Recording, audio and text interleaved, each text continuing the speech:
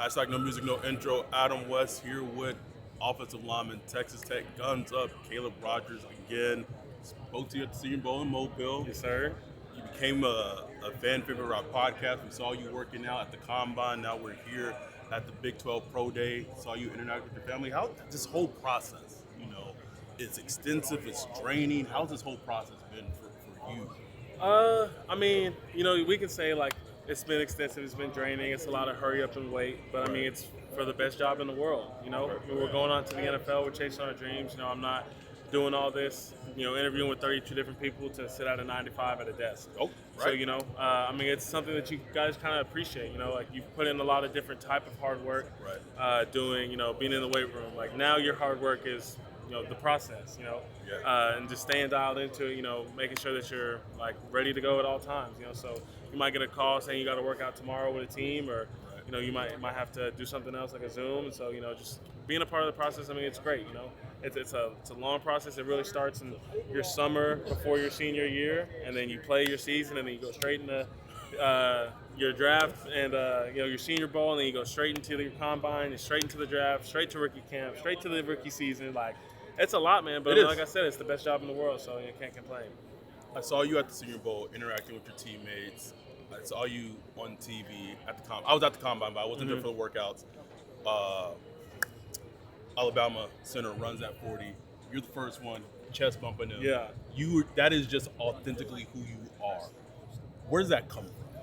Well, so it was actually Georgia center. It was Georgia. My bad. You're right. My bad. Jared Wilson. Right. I mean, I just knew that shit was important to him, man. We knew his ability that he had. He ran that 4.90, and we just knew he was going to come back with a lot more. And so seeing him run that 4.84, man, just had us all turned up. We had been training with him. We had a big group. I felt like the way we had all operated together, worked out together throughout our draft process.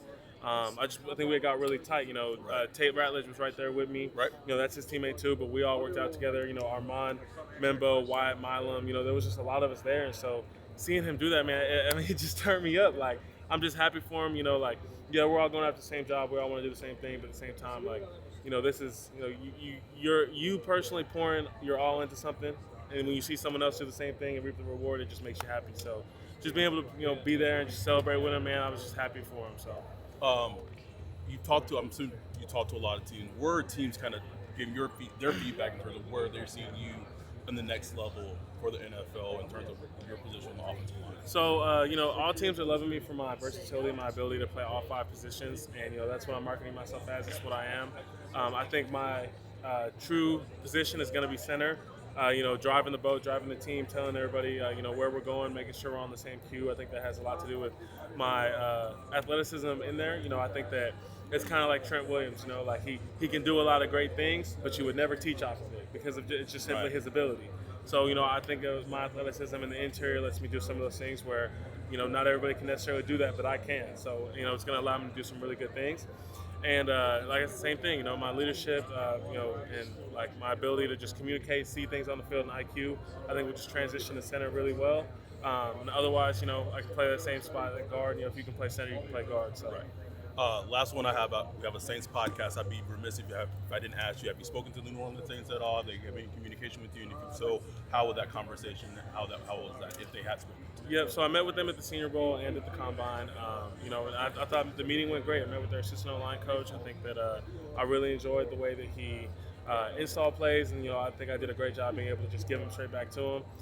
It was a lot of board work. That's something that we consistently did with a lot of teams, but with them, I think it went really well, and so I really enjoyed them. I like to watch a lot of Eric McCoy.